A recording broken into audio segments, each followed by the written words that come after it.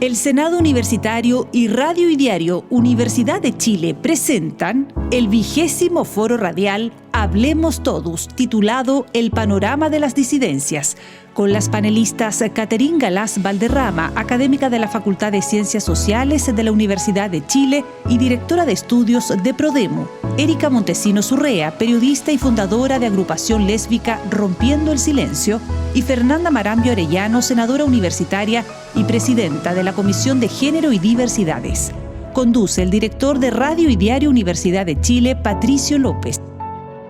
¿Cómo están? Tengan ustedes muy buenos días y al mismo tiempo muy buenas tardes. Esa es la magia de la radio, porque en este preciso momento donde estoy haciendo la presentación de este programa, estamos en directo y es la mañana del martes 20 de junio del 2023 en la Sala Máster con nuestros invitados y invitadas, y sabemos que al mismo tiempo es algo así como las 6:02, 6:03 de la tarde. Estamos en el espacio tradicional del Senado de la Universidad de Chile, precisamente entidad con la que venimos organizando desde hace más de 3 años este espacio, en donde el Senado de la Universidad de Chile, a través de la radio y a través de este trabajo conjunto, trata de dialogar, de hacer interactuar la deliberación que habitualmente tiene en su diversidad, con los problemas, con las temáticas que interesan a la sociedad.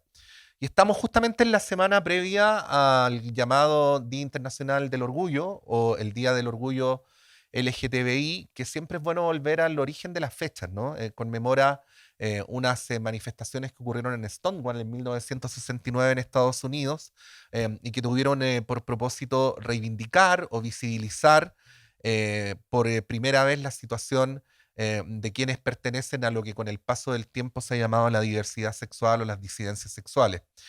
Quiero hacer mención, para ser justo también, que justo hace algunas semanas atrás conmemoramos nuestro equivalente a Stonewall, porque en mayo de 1973 fue la primera marcha que se hizo en nuestro país, una acción en la Plaza de Armas, que tuvimos también la ocasión de patrocinar y de presentar, y del que afortunadamente algunos de sus protagonistas están todavía con nosotros. Así es que aprovecho de contarles también para que los busquen y les cuenten el testimonio, y hay también un documental de nuestro colega Víctor Hugo Robles al respecto. Bueno, queremos hablar sobre el panorama de las disidencias.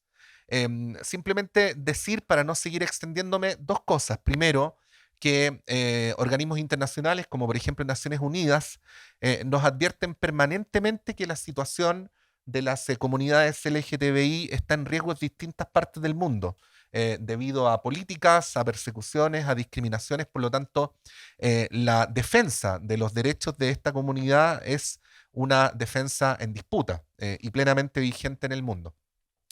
Y lo segundo es que coincide lamentablemente con el incremento en nuestro país de discursos de odio, de discursos persecutorios, de discriminación.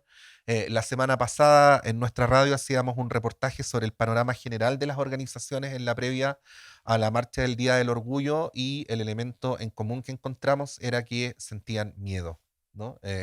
Bueno, sentir miedo en una sociedad democrática es algo que debería interpelarnos, y es precisamente lo que queremos hacer en este programa. Queremos saludar en primer lugar a la dueña de casa, a la senadora universitaria, presidenta de la Comisión de Género y Diversidades del Senado de la Universidad de Chile, Fernanda Marambio. Fernanda. Muchas gracias por la invitación, y qué bueno estar el día de hoy acá conversando este tema tan importante.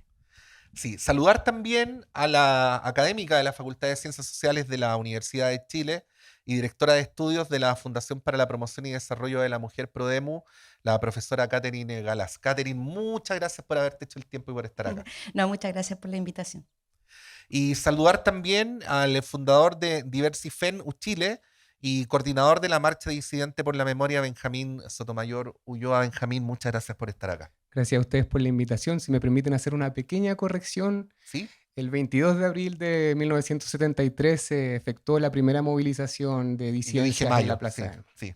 Que coincide, en coincidencia, que el 22 de abril también Gabriela Mistral le envía una carta a Doris Dana, mencionándole, hablando sobre su amor, él refiriéndose a sí mismo como Gabriel, Mistral, por tanto también es una fecha que como coordinadora 22 de abril, espacio que componemos como Marcha Disidente, también reivindicamos como nuestra memoria histórica también dentro del territorio. Sí, pues bueno, y nuestra relación con el legado de Gabriela es una huella también de cómo ha evolucionado nuestra sociedad, porque esta dimensión tan importante de la vida de Gabriela recién se nos ha develado en las últimas décadas. Pero bueno, quería pedir, o quería partir pidiéndoles un breve panorama de lo que a juicio de ustedes distingue este momento 2023 en relación a la situación de las disidencias o de la diversidad sexual, en relación a lo que podría haber sido un foro igual a este el año 2021, 2019, 2018. Fernanda. Gracias. A ver, yo creo que inicialmente, ¿qué distingue esta conversación de otras que hemos tenido sobre la misma temática? A ver, por ejemplo, en el Senado Universitario ya desde el 2021 venimos hablando de una política de diversidad y de disidencia, pero yo creo que actualmente los discursos de odio están tomando nuestros medios de comunicación, nuestros espacios educacionales, en general toda nuestra sociedad, y por eso debiese ser más atingente cuando conversamos de esta temática el partir por entender de que la violencia está siendo parte de nuestros espacios. Y cuando la violencia es parte de nuestros espacios, quienes nos representamos como disidencias, quienes aparecemos en esta palestra pública, tenemos que, más que nunca, venir a hablar de estas temáticas de manera fuerte y creo que principalmente el marcar estos puntos de aquí en adelante de cuáles son las metas. Por lo cual, la verdad es que más que otras veces es un poco más complejo al hablarlo porque estamos partiendo por decir, bueno, existimos. Y bueno, desde que existimos, queremos un plan de acción. Catherine. Yo creo que estamos en un momento de disputa. O sea, por un lado, si tú comparas con otros años, efectivamente ha aumentado la cantidad de acciones públicas, por un lado, ¿no? Incluso en este gobierno, ¿no? Se han hecho mesas, se han hecho trabajo en diferentes ministerios, precisamente está siendo atacado el ministro por su orientación. O sea, hay una serie de avances en algunos, no digamos que transformadores, pero sí que han habido avances, también mucha más visibilización de las acciones colectivas de diferentes grupos, pero a la vez, como decía la compañera, hay un aumento a nivel mundial de grupos conservadores que no son aisladas, sino que son articuladas transnacionalmente, y también existe ese avance. Entonces hay una disputa en este momento en estas temáticas que todos los sectores progresistas deberíamos estar como también muy involucrados porque efectivamente puede caer en lo que está pasando, por ejemplo, en Polonia, en otros lugares que se han retrocedido en medidas. En España también se está retrocediendo en algunas medidas feministas que también están en relación a algunas luchas históricas. Entonces creo que cualquier derecho nunca está del 100% ganado. Siempre están estas disputas y podemos retroceder. Ahora mismo hay hay una controversia en el país por implementar educación sexual integral cuando debería ser un derecho humano, y los sectores más tradicionales están movilizando gente en diferentes territorios para evitar esto. Entonces creo que efectivamente es un momento de disputa que tendríamos que estar todas las personas involucradas. Benjamín. Para aportar a la conversación, primero mencionar que según ILGA, el International Lesbian Gay Association, ellos mencionan en sus estudios que pese a haber un retroceso por parte de los países en cuanto a las políticas represoras o que persiguen a la comunidad LGBT, se mantienen vigentes 67 países que siguen manteniendo leyes que criminalizan a las orientaciones sexuales afectivas diversas. Desde ese lugar, mencionar el caso de Uganda, por ejemplo, que su parlamento se posiciona fuertemente con homo-odio, que es importante destacar. De igual forma, Rusia, que prohíbe la propaganda LGBT con multas costosísimas, y el estado de Florida en Estados Unidos, que también prohíbe el drag y la educación o promoción de la identidad diversa dentro de la educación primaria. Recordar también que Florida fue uno de los crímenes de odio en la disco Pulse, con 49 asesinadas de nuestra comunidad. Entonces, no son hechos fortuitos, encontramos población odiantes que se concentran en estos países o en estos estados que buscan hacernos retroceder en cuanto a derechos, porque mantienen lógicas odiantes. Desde ese lugar también situarnos en un contexto de crisis multisistémica, o sea, crisis ecológica, económica, social, política, que se traducen en cómo los espacios que han concentrado el poder buscan mantener sus relaciones de poder para mantener sus formas de dominación. Y desde ese lugar la hegemonía heterosexual binaria sigue siendo la norma que nos rige, y desde ese lugar como comunidad tenemos una visibilización que nos podemos comparar históricamente en Roma y Grecia, donde las comunidades gobernaban en esos años, que fueran las fundadoras de la democracia, sin ir más lejos. Desde ese lugar tenemos esa visibilización, pero en ningún caso la participación política y ese derecho a participar de la vida cívica y democrática que se nos ha negado producto principalmente de la discriminación en cuanto a acceso al trabajo, que igual se traduce en cómo se nos discrimina en edades muy tempranas en el colegio, que hablan de las altas tasas de suicidio de nuestros compañeros de comunidad, o la alta deserción educacional, que evita que nuestros compañeros pasen en la educación universitaria y por tanto no sean profesionales que el mercado laboral vaya a buscar. Por lo mismo también la ausencia o la carencia de profesionales de nuestra comunidad producto de la discriminación sistémica se traduce en que faltan profesionales LGBT disputando los espacios académicos, técnicos y otros en pos de consagrar y resguardar los derechos para nuestra comunidad. Entonces, tenemos visibilidad. El activismo hoy día logra que nos apiñemos como comunidad, que nos concentremos y colaboremos en nuestra supervivencia y que sí estemos en camino a construir esta institucionalidad que logre al fin y al cabo resguardar nuestros derechos, que hoy día corren mucho riesgo. Sí, tenía aquí unas preguntas, las que siempre preparamos, ahí reconocerle a Andrea le doy mi agradecimiento por haber ayudado con la construcción del cuestionario, pero quería hacer una última ronda, o no sé si una última ronda, veamos cómo vamos, ¿no? Pero respecto, deduciendo de lo que ustedes cuentan, un dilema que me parece un dilema consustancial en el tiempo que vivimos en relación a las democracias, ¿no? Porque se supone que la democracia es el sistema aquel que no solo nos da derechos, sino que nos asigna la responsabilidad de aceptar a las personas en su legítima diferencia, por muy distintas que sean a nosotros, pero que al mismo tiempo hay proyectos políticos que compiten en nombre de esa diversidad con las reglas de la democracia y que promueven la odiosidad, la persecución o la negación de otro grupo. Y no es un dilema tan difícil de desentrañar, porque frente a un argumento de crítica, por ejemplo, por si algún partido político o sector político persigue o criminaliza a la comunidad LGTBIQ+, perfectamente el argumento que se puede usar de vuelta es decir, bueno, pero nosotros ganamos democráticamente y el pueblo nos puso acá. Bueno, es un dilema democrático complejo, ¿no? Quería preguntarles cómo lo ven, quien quiera partir. Lo hago cortita. Catherine Galas. Yo creo que la libertad de expresión tiene que tener un límite, Ujú. y el límite es la violencia. O sea, yo creo que no se puede tolerar, o sea, no todo está permitido.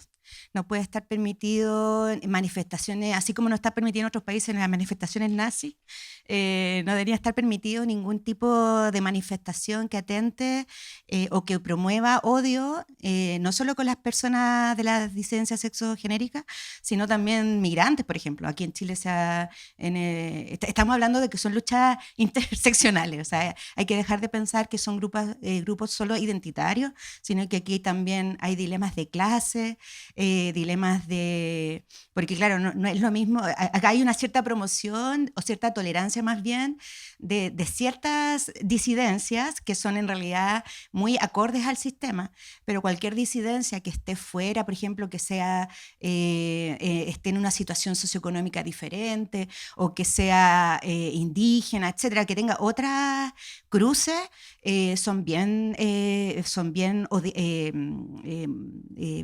acosada generalmente.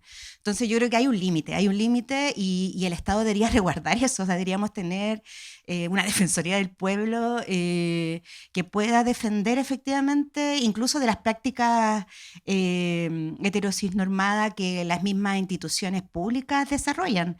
Voy a poner un ejemplo, nosotros estamos haciendo una investigación sobre migración LGTB y a muchas personas migrantes LGTB que en el fondo viven sexilio en sus países, no se les reconoce, no se les da ni la posibilidad de tener refugio, ¿no? En las fronteras no se les pasa la documentación y por lo tanto entran como migrantes, entonces entra todo ahí hay una invisibilización de sus violencias.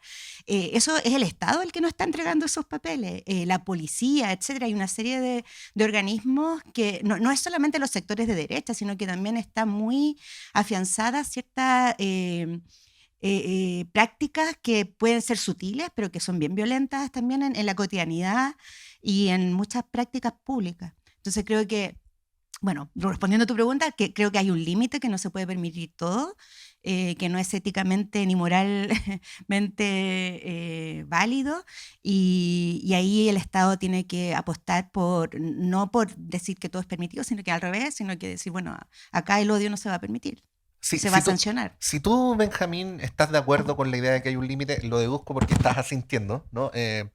¿Cómo se transforma ese límite en algo concreto, ¿no? En términos políticos, en términos institucionales? ¿Cuáles son los desafíos que deberían derivar de una afirmación como la que hace Catherine? Sí, igual reconocer el pecado un poco de origen que constituye nuestra democracia en función de la dictadura también a los 50 años. O sea, nos encontramos frente a un Estado constituido, producto de un sector de la población posterior a la violencia emanada contra los propios pueblos, y desde ese lugar superar los rezagos dictatoriales ha sido muy complejo. Abrir ciertos candados, por ejemplo, hablar del agua y interseccionarlo con Emilia Bau, asesinada en Riñimapu en defensa y recuperación de su territorio. O las situaciones que está viviendo Estéfano, por ejemplo, injustamente encarcelado por autodefenderse, que ya lleva más de un año preso por defenderse de su agresor. En este contexto democrático, no hay una garantía ni un resguardo de los derechos para la comunidad LGBT, porque ni siquiera hemos tenido censos que digan cuántos somos. No tenemos datos que acrediten qué población, qué sufrimientos pasamos. Desde ese lugar creo que el límite de mis derechos terminan un poco cuando empiezo a transgredir los de otros.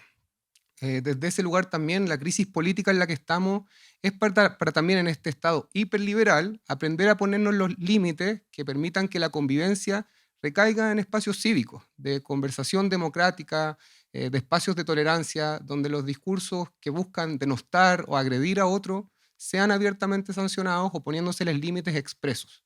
Es complejo en un estado donde el derecho preferente de los padres, que es parte argumental fundamental de la acusación constitucional contra el ministro, o el derecho a la libertad de expresión, el derecho preferente de los educadores a enseñar ciertas materias, donde se omite o ignora, por ejemplo, enormes cantidades de currículum, de autores, de investigadores que son de la comunidad LGBT, porque simplemente no coinciden con su orientación sexoafectiva o su identidad de expresión de género.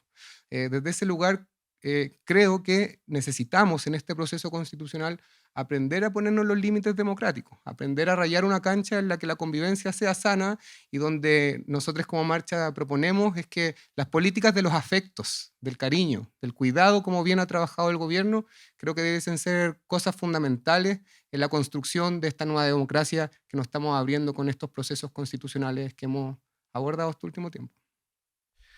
Sí, bueno, Fernanda, son varios los escenarios que se van develando, ¿ah? Tenemos la arremetida de los discursos de odio, está el contexto internacional al que hacía mención Benjamín, em, están las situaciones de persecución contra personalidades políticas relevantes, la homofobia contra el ministro de Educación Marco Antonio Ávila, y hago paréntesis, ¿ah? Es absolutamente legítima la crítica política al ministro y la crítica a su gestión. De lo que estamos hablando es de otra cosa, ¿no? Mismo asunto que con la evidente y odiosa persecución que ha sufrido la diputada Emilia Schneider durante todo este periodo parlamentario, ¿no? Y obviamente, como decía Rubén Blades, no se ataca a la persona, sino que se ataca a la idea, ¿no? O a lo que esa persona representa. Bueno, son varios los escenarios que coinciden, Fernanda, en un año como este, y yo quería preguntarte cómo lo ves en tu triple condición de joven, de estudiante de la Universidad de Chile, también de integrante del Senado Universitario respecto a cuáles son los desafíos, ¿no? que van apareciendo como consecuencia de estas situaciones. Bueno, los grandes desafíos el día de hoy dentro de nuestro espacio universitario creo que van de primera mano con generar un espacio de visibilización, en primer lugar. Creo que todavía la universidad se encuentra al debe en la visibilización de las disidencias y diversidades sexuales y de género, y hasta que no tengamos este paso inicial, es bien complejo empezar a hacer sentidos comunes o empezar a generar una red dentro de nuestra universidad que se haga finalmente parte en las temáticas y que también fortalezca oportunidades para las disidencias. Creo que es complejo también partir viendo y alabando quizás todo lo anterior, cuando creo que los avances que han habido, que son específicos en ciertas temáticas, tenemos un protocolo, Mara Rita, para el uso del nombre social, que es un avance, pero en primer lugar se queda en un tema específico. Tenemos protocolos contra la violencia de género, tenemos protocolos contra el abuso sexual, pero bueno, de nuevo, específico, cuando ya tenemos la violencia. Cuando los objetivos yo creo que son mucho más amplios. Entonces, la visibilización inicialmente se ve como algo. En segundo lugar, yo creo que ahí nace toda una nueva rama de oportunidades a las que nos tenemos que abrir y planes de acción. Entonces, en resumen, Fernanda, tú dirías que avanzar hacia una política y hacia la visibilización serían dos desafíos importantes para la Universidad de Chile. Claro, la política ya es un compromiso de parte del Senado Universitario. Sí, claro. Ya está en su proceso final, pero la política no va a ser posible instalarla o que se haga parte de todos los espacios si es que, bueno, no podemos, en primer lugar, iniciar procesos de visibilización en los propios espacios. Sí, bueno, recordar que estamos en el foro Hablemos Todos del Senado de la Universidad de Chile en conjunto con la radio de nuestra universidad en este día martes 20 de junio del año 2023, en los días previos al Día Internacional del Orgullo o al Día del Orgullo LGTBI y a la marcha que está convocada para tal efecto, conversando con la profesora Catherine Galás de la Facultad de Ciencias Sociales de la Universidad de Chile y también directora de estudio de Prodemu, con Benjamín Sotomayor, fundador de Diversifenu Chile y coordinador de la Marcha Disidente por la Memoria, y con la senadora universitaria y presidenta de la Comisión de Género y Diversidades del Senado, Fernanda Marambio. Bueno, los tres coincidían en el tema de la visibilización, y déjenme decir algo odioso. Se ha vuelto hasta de buen gusto colgar la bandera el Día del Orgullo, ¿no? Y uno la ve en los espacios públicos. Se ha vuelto súper políticamente correcto iluminar los edificios públicos con los colores de la diversidad sexual. Qué mejor aún si uno pone los colores de la diversidad sexual en sus avatars de las redes sociales, y estaría cumpliendo plenamente con el estándar de lo políticamente correcto. El problema es que en qué se traduce eso los restantes 364 días del año, ¿no? Y quería, ya que ustedes tres mencionaron el tema de la visibilización, que no es solamente un gesto testimonial, que se tiene que traducir en políticas, como tú decías, Benjamín, en estudios que determinen con números, con características más específicas del fenómeno del cual estamos hablando. Quería preguntarles ahí cómo lo ven. Partamos con Catherine, además que Catherine tiene ahí un pie en la universidad, otro pie en una institución del Estado, así es que nos puede aportar sobre ese tema. Bueno, yo estoy de acuerdo con el compañero. La última encuesta que tomó algo es la CACEN 2017, que es la única que tiene algunos datos, y luego la siguiente CACEN ya no consideró la variable.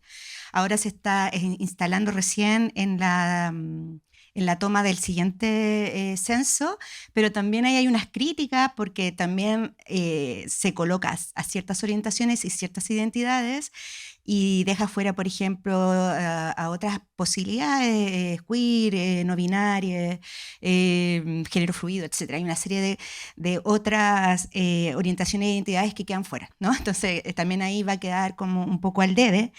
decirles que nosotros, bueno, así ya voy a poner la camiseta primero de Prodemu, nosotros ahora el jueves vamos a lanzar un estudio que hicimos en todo el territorio nacional que consideró a las disidencias, sobre todo en la formación, capacitación e inserción sociolaboral, y ahí los datos son bien duros. O sea, ahí en eso tiene mucha razón el compañero al señalar que efectivamente muchas de las personas dejan de estudiar. Acá también, un poco respondiendo a tu comentario, ¿no? O sea, si bien muchas organizaciones han luchado por instalar una bandera también, hay que decirlo. Sí, no quise ser ingrato, ¿eh? Sí. Lo digo para, Pero igual yo para creo provocar la conversación. Sí. Sí, pero yo creo que hay una cierta fetichización a veces de ciertos gestos, ¿no? Y no hay un cambio cultural real, ¿no? Porque efectivamente, por ejemplo, en la universidad también está muy de moda, ¿no? Pero los currículum, luego hay una cierta resistencia también académica de algunos, hay que decirlo, de algún profesorado que efectivamente todavía no logra comprender que esto es un avance, que se requiere el reconocimiento de la comunidad. Y hay resistencia también, incluso hay resistencia a incluir literatura dentro de la formación. Entonces yo creo que eso a nivel local de la universidad se reproduce a nivel social. O sea, no creo que en ese sentido estamos avanzando. Ya hay una persona reconocida como legalmente no binaria que es Chain Cienfuegos, pero también ya se están desarrollando varios procesos para las personas trans.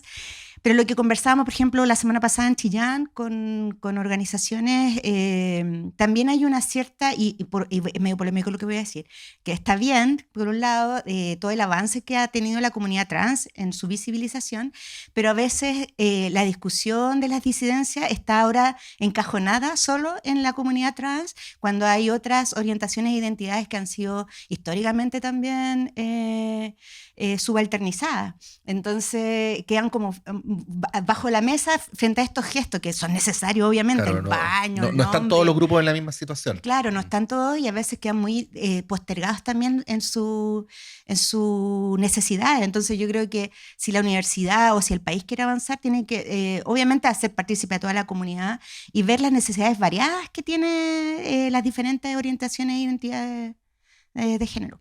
Sí. Fíjense que a propósito de los resultados en el último plebiscito y de la coyuntura política en Chile, se ha cuestionado mucho el colapso o la crisis de la política de las identidades, ¿no? Entonces, está como en boga decir que las fuerzas políticas tienen que hablarle a un público más general y no a un público más particular, ¿no?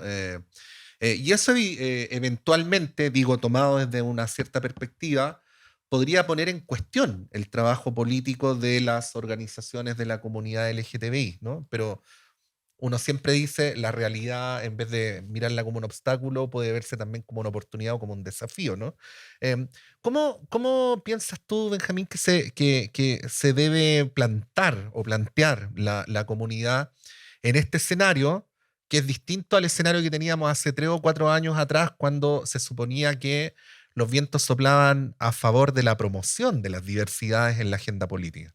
Digo en general, pero también en relación a la... Si bien, y también tocando el tema anterior, hablando de rainbow washing, cómo las empresas, en función de cuestiones de mercado, demanda y oferta, posicionan la bandera en el mes de junio para aumentar sus ventas, y ahora la chalita Cico, ahora una chalita con una bandera LGBT con la que se vende más. Por tanto, lo que tampoco se traduce en políticas o programas internos en las empresas o organizaciones para favorecer o apoyar a la comunidad LGBT en su desarrollo como profesional. Entrando al tema del desafío constitucional, también tuve la oportunidad de participar como asesor de un convencional, y como autocrítica creo que al focalizar la consagración de derechos para grupos históricamente excluidos, en vez de hablarle a una población en general, porque toda la población, independiente de su orientación sexual o afectiva o su identidad de expresión de género, tiene estos derechos. Tanto heterosexual como homosexual, género fluido, etc. Todos tenemos nuestro derecho a nuestra identidad y expresión de género, a nuestra orientación sexual y afectiva. Desde ese lugar, cuando llevamos el debate constitucional a grupos en particular, pareciera que el derecho se hacía en específico y no hablábamos en genérico. Entonces, desde ese lugar asumir con autocrítica que creo que la propuesta o el debate constitucional o de la consagración de derechos tiene que ser tan amplia y abierta que nadie se queda fuera o que nadie se sienta fuera de la consagración de ese derecho, porque en efecto es su derecho. Entonces, no ha habido un diálogo entre las comunidades LGBTIQANB+, con las comunidades heterosexuales sobre cómo es que este derecho se resguarda, porque incluso la comunidad heterosexual también sufre los embates del heteropatriarcado cisgénero, por ejemplo. Debería haber entonces una suerte de estrategia, Benjamín, para hacer más hincapié en los puntos de encuentro, de acercamiento, más que en la diferenciación. Evidentemente sobre la base de que se trata de grupos que tienen diferencias, pero... Claro, es que en este estado, con todo lo que hemos vivido en la historia reciente, tenemos que de alguna manera aprender y hacer estratega a la hora de consagrar nuestros derechos, ver cómo nuestra institucionalidad avanza. Porque en efecto vemos que la mayoría parlamentaria sigue siendo heterosexual y muy binaria. Y el hecho de que Emilia ingrese al Parlamento se da un estado casi de excepción política en el Estado chileno. Entonces, de ese lugar, que la Emilia represente esa excepción en el futuro y mediano largo plazo, ojalá se convierta en la norma. Desde este lugar todavía estamos en el proceso de construcción de nuestra propia supervivencia. O sea, primero estamos como comunidades LGBT resguardándonos ante el odio, resguardándonos ante las crisis económicas, sanitarias sobre todo. En el proceso de la pandemia, la comunidad seropositiva se quedó sin tratamiento antirretroviral. Y desde ese lugar éramos todas las comunidades con acceso a tratamiento las que nos repartíamos pastillas, por ejemplo, para poder ayudar a la sobrevivencia de nuestros compañeros. Desde ese lugar el Estado ha sido muy deficiente en el apoyo a nuestra comunidad y con conflictos que son interseccionales, como decía la colega. Entonces, el desafío constitucional tiene que apuntar a que la identidad, la expresión, la orientación son genéricos, toda la población los posee, así como todos los demás derechos que se consagran a nivel constitucional, y desde ese lugar que los debates sean tan inclusivos que nadie se sienta marginado.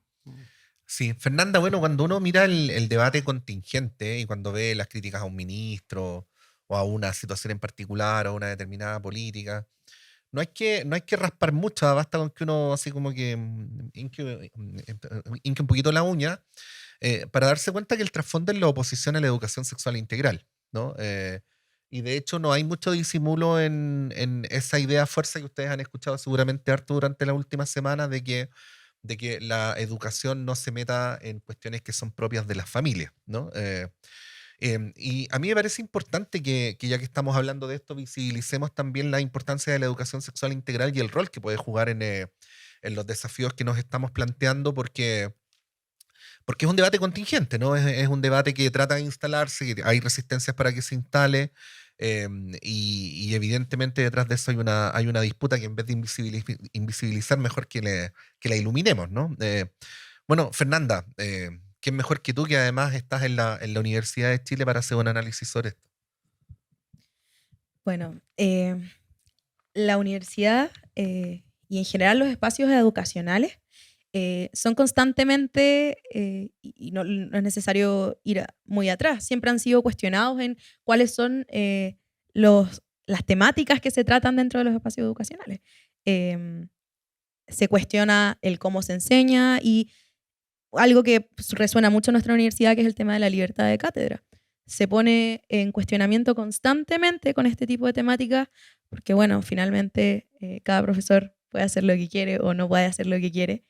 Y aquí, cuando uno intenta inicialmente una educación sexual integral o busca que sea parte de los espacios educacionales, tanto secundarios también como otros, creo que finalmente el cuestionamiento a esto mismo se genera por el primer desconocimiento a que la educación sexual integral va más allá de la imposición de una agenda, sino que finalmente es un derecho de todas las personas de esta sociedad en su proceso de formación, que finalmente son las cuestiones que generan choque con ciertas ideas dentro de nuestra política, que generan este odio como estamos imponiendo una agenda, cuando finalmente yo creo que lo que hace la educación sexual integral es asegurar derechos dentro de una sociedad, y que podemos estar seguros, un espacio de cuidados, y que nuestro Estado, nuestra sociedad quiere que todos sepamos y tengamos claro cómo poder cuidarnos. Y eso es una política mucho más amplia de cuidados. Bueno, estamos en Hablemos Todos. Estamos conversando sobre distintos temas que tienen que ver con un gran tema, ¿no? Que es, como hemos bautizado este foro, el panorama de las disidencias. Y lo que planteaba Fernanda me hizo aparecer un tema que también está ocurriendo en el último tiempo y que es una suerte de política que en nombre de un supuesto debido uso de los recursos públicos genera mecanismos de acoso, de asedio y eventualmente de persecución contra determinadas ideas, integrantes o políticas públicas. O sea, quiero recordar que, por ejemplo, el año pasado hubo un oficio que se envió a algunas universidades, entre ellas esta, para entregar la lista de cuáles eran los académicos y académicas que trabajaban temas de género, ¿no? Eh, y en esto que en principio no hay nada que ocultar y que se puede entregar, obviamente hay una intención que no es la que formalmente se expresa, ¿no? Y también en lo que respecta a ciertas dependencias del Estado, hemos tenido en el último tiempo oficios que, por ejemplo, se han enviado al Ministerio de la Mujer y Equidad de Género, preguntando por qué existe tal o cual programa, por qué existe tal o cual política, por qué se gasta el dinero en eso, y volvemos a insistir, el enunciado es la probidad, pero el trasfondo es el asedio a determinadas personas, a determinadas entidades, a determinadas políticas. Ahí, Catherine, quería preguntarte, ya que estás también, lo vuelvo a decir, en esta doble situación, ¿qué reflexión podrías hacer sobre esto? Porque, bueno, de repente se pueden usar los mismos recursos de la institucionalidad, ¿no? Para desarrollar políticas de asedio. Yo creo que es muy peligroso. Creo que tiene que ver con lo que hablábamos al inicio, que tiene con el aumento o incluso de apoyo ciudadano a colectivos que son reaccionarios, o sea, son colectivos de ultraderecha que ahora están incluso en el Parlamento, están logrando posiciones en lugares de poder y que efectivamente tienen una ideología, una ideología muy, muy clara, antigénero y anti cualquier acción progresista, diría yo, porque no es solamente contra las disidencias, no es solo contra el feminismo, es contra migrantes, es contra diferentes colectivos. Entonces creo que es peligroso que esos sectores sociales tengan la posibilidad y como tú decías, tienen mecanismos legales para exigir ciertas cosas, pero yo creo que ahí en ese sentido la Universidad de Chile, a diferencia de otra universidad que no voy a decir cuál, también puede posicionarse, hay maneras de responder y ahí en eso hay que ser estratégico, tener alianza con las abogadas y ser muy clara de que de fondo hay un trasfondo, o sea, que aquí no es solo una petición inocua, sino que efectivamente hay una intencionalidad de acoso, de acosar a esas académicas, de acosar a las disidencias, de acosar a diferentes colectivos. Entonces creo que en ese sentido todas las institucionalidades como que sean requeridas deberían estar súper alertas frente a este tipo de demandas públicas Sí, que porque hacen algunos sectores. es obvio que nunca va a llegar un oficio preguntando quiénes son los académicos y académicas que trabajan en historia medieval, ¿no? Entonces, No, claro. Bueno, a este respecto, Benjamín. Sí, coincidir plenamente con la colega. También mencionar de los dos puntos iniciales de la acusación constitucional contra el ministro Ávila, creo que los dos primeros de infringir el derecho preferente de los padres a educar con respecto a las jornadas de educación no sexista y las orientaciones para el resguardo del bienestar de estudiantes con identidad de género o orientaciones sexoafectiva diversa, me parece una cuestión que bordea lo criminal. O sea, ética y valóricamente habla de un sector político que es capaz de disponer sus recursos, su tiempo en acusar a un ministro por cosas que van directamente al buen vivir del estudiantado. Desde ese lugar, creo que estamos ante un espacio reaccionario que propone políticas de amedrentamiento, de hostigamiento, en el cual la institucionalidad, por lo que hablábamos al principio de los rezagos de la dictadura, no ha sabido cómo revertir estas situaciones y que mantiene todavía a banda ancha este tipo de situaciones o políticas. Creo que esto es un punto de inflexión en la política local. Creo que como comunidades seguimos apiñadas y cada vez con más fuerza en función de los discursos y los crímenes de odio. O sea, una amiga muy cercana, la Amelia, fue apuñalada en su corazón producto de su expresión y identidad de género. Sobrevivió a ese ataque. Pero es de las pocas que lo pudieron contar. Y así a lo largo de todo el país, la situación de José Matías, la misma Emilia Bao, el Estéfano y tantos compañeros que ni siquiera sabemos sus nombres, porque no han sido ni siquiera identificados a lo largo de la historia. ¿Cuántas comunidades LGBT lucharon contra la dictadura y no sabemos ni siquiera dónde están? Y así tanta invisibilización que tratamos de revertir nos posiciona y nos trae en un estado de la política local en el que al menos el plebiscito, y si me permiten hacer un diagnóstico, creo que al fin refleja en qué lugar de la política realmente está la derecha. Se sacan la máscara democrática que se habían vestido estos últimos 30 años y se posicionan desde el lugar que siempre han sido, golpistas, derechamente. Desde ese lugar creo que al fin los indicamos. Sabemos quiénes son, siguen manteniéndose dentro del margen de ese 36% que históricamente ha sido la derecha en este país, pero que también habla de que el resto del pueblo a pie es ampliamente una mayoría democrática, con su capacidad, todavía a mediano o largo plazo, de construir la sociedad que quiere para sí misma. Creo que estamos en ese estado, en ese punto de inflexión, y que como sociedad tenemos la responsabilidad ética y moral de defender la democracia y los derechos para toda la ciudadanía, porque sabemos con lección de historia lo que son capaces de hacer cuando tienen el poder. Fernanda, a este respecto. La verdad es que han dicho varios puntos. Yo solamente quiero volver un poco a la idea de el trabajo que queda por delante de asegurar derechos, porque hablamos en algún minuto de que, bueno, la democracia tiene un límite, que son no podemos aceptar la violencia, pero bueno, yo creo que hay una manera también propositiva de decirlo, que es tenemos que asegurar esos derechos porque son derechos mínimos para vivir y convivir en sociedad. Y finalmente yo creo que ahí es donde encontramos la lucha, finalmente, de quienes queremos una sociedad de cuidados. Sí. Estamos, siempre nos lo enseñan aquí los periodistas que vemos acá, lo sabemos, siempre nos dicen, cuando estés en un programa de radio, tienes que repetir frecuentemente quiénes son los invitados. Yo a veces estoy al aire y me retan, me escriben por WhatsApp cuando estoy al aire. Patricio repite quiénes son los invitados porque no sabemos. Bueno, en fin. Catherine Galás, académica de la Facultad de Ciencias Sociales de nuestra universidad y directora de estudios de Prodemu. Benjamín Sotomayor, fundador de Diversifinu Chile, coordinador de la Marcha Disidente por la Memoria. Y a quien escuchábamos recién, a la senadora universitaria Fernanda Marambio, que es la presidenta de la Comisión de Género y Diversidades. Bueno, a propósito de periodistas, los medios de comunicación masivos son el principal agente de construcción de sentido común de la sociedad en la que vivimos, muy en particular la televisión, y si me permiten decirlo más específicamente, los matinales, ¿no?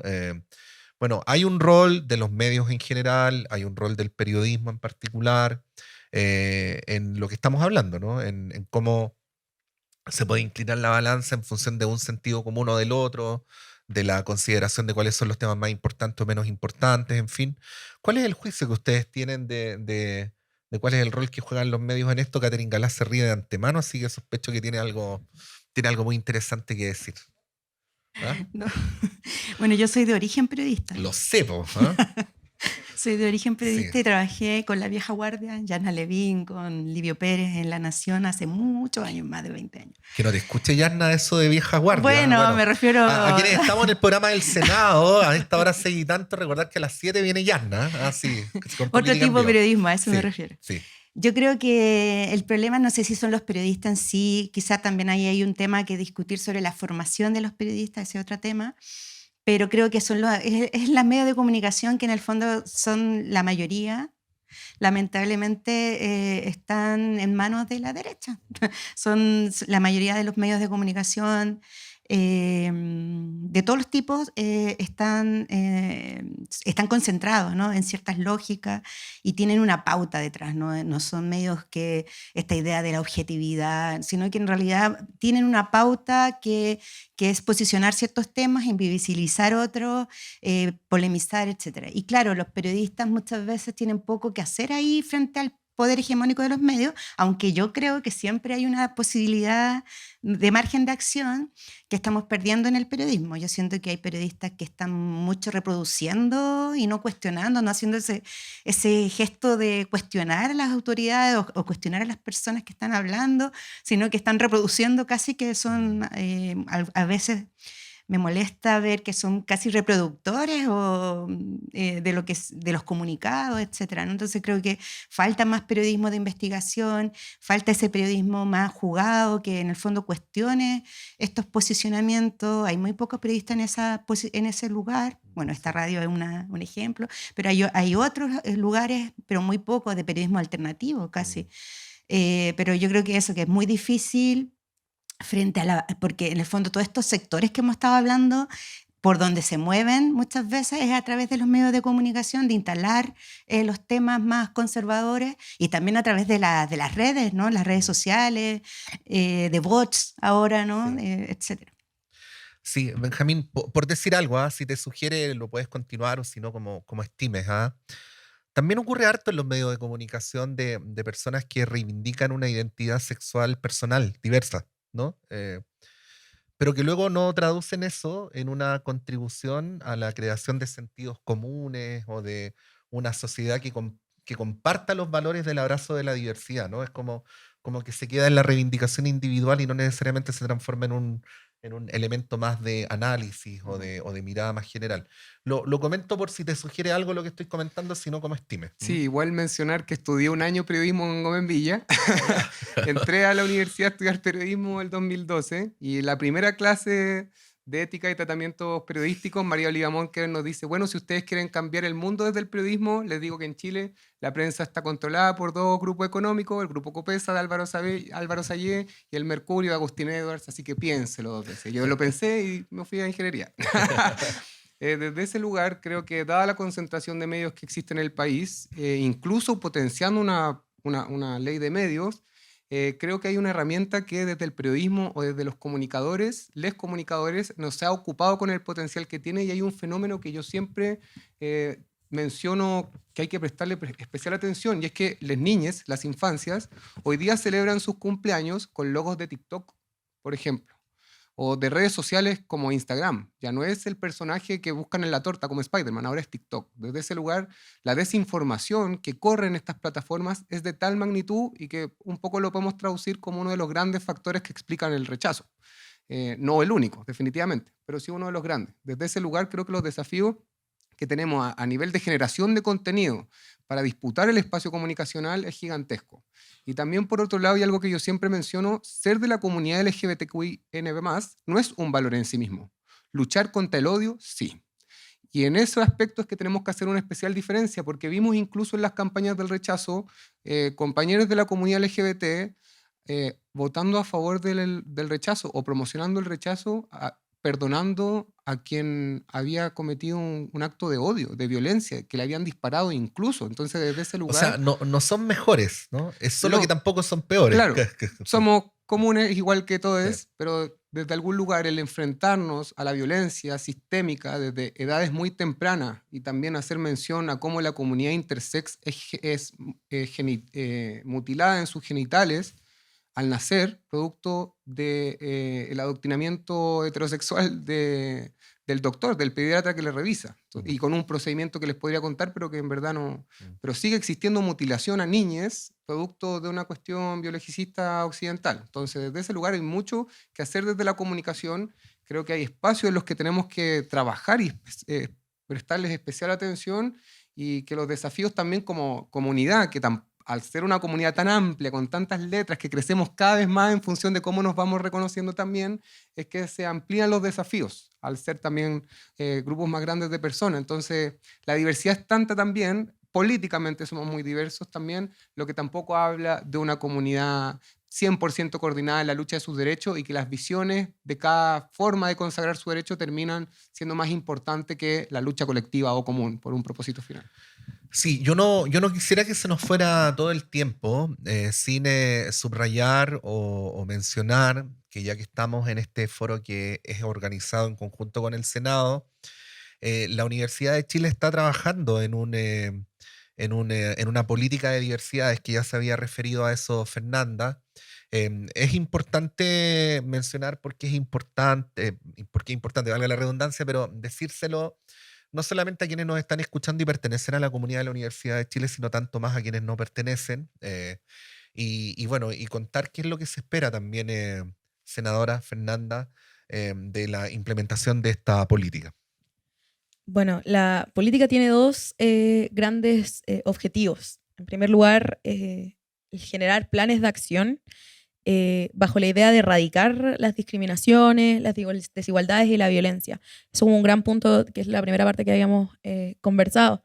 Y en segundo lugar, la política, y yo creo que es el paso que yo mencionaba, bueno, que había que superar de visibilización, es el orientar el trabajo dentro de los espacios educacionales, en este caso en nuestra universidad, en fortalecer esta idea de que el ejercicio de derechos de las diversidades se ha visto limitado, por lo cual los espacios educacionales son finalmente los que tienen que asegurar ese ejercicio pleno y que se pueda también, no únicamente ese ejercicio, sino que el acceso equitativo a todos los recursos finalmente que componen la universidad, los recursos económicos, los recursos políticos. Entonces, este traspaso y este paso de ir más allá también se vincula mucho con lo que mencionaban, de poder generar en nuestra universidad y ojalá en todos los espacios educacionales esta lucha finalmente más allá de contra el odio, y no solamente visibilizar o poner la bandera en junio, sino que los 365 días del año hay un plan fijo de la universidad por apoyar a sus estudiantes. Si me pudiera quedar con alguna idea, ya que me toca cerrar de todo lo que hemos conversado, es que cuando hablamos de derechos de grupos específicos, estamos siempre hablando al mismo tiempo de derechos de carácter universal, ¿no? Benjamín ha hecho mucho hincapié en eso, y quiero decirlo no solamente en el año donde estamos conmemorando los 50 años del golpe, sino en el año donde estamos conmemorando los 75 años de la Declaración Universal de Derechos Humanos, que es que los derechos nos corresponden a todas y todos por el solo hecho de haber nacido, ¿no? Y que por eso entonces es que es muy importante hablar a veces de las amenazas contra grupos, como en este caso ocurre con las disidencias. Agradecer al final nomás la presencia de todos nuestros invitados. Catherine Galás, muchas gracias por haber estado acá. Gracias por la invitación y también a las compañeras por estar y nutrirnos. Benjamín Sotomayor, muchas gracias por haber estado acá. A ustedes por la invitación, el espacio y por su trabajo al ser la radio que piensa. Gracias, Benjamín. Y a la senadora Fernanda Marambio. Muchas gracias, Fernanda. Muchas gracias. Bueno, y en nombre del Senado de la Universidad de Chile de la Radio, muchas gracias por habernos acompañado en este foro. Sé que estamos con el tiempo cortito, pero aprovechar de dar las gracias a todo el equipo del Senado por su trabajo que hizo posible esto. Andrea, César, si se me escapa algún nombre, mis disculpas. También al equipo de la radio, Camila, Paula, Juan Carlos, y a quienes nos están escuchando, por cierto, sigan en nuestra sintonía, que en poquitos segundos empieza Política en Vivo con dos periodistas de La Nueva Guardia, Yarna Levín y Felipe Pozo. Que estén muy bien. El Senado Universitario y Radio y Diario Universidad de Chile presentaron el 20º Foro Radial Hablemos Todos, titulado El Panorama de las Disidencias.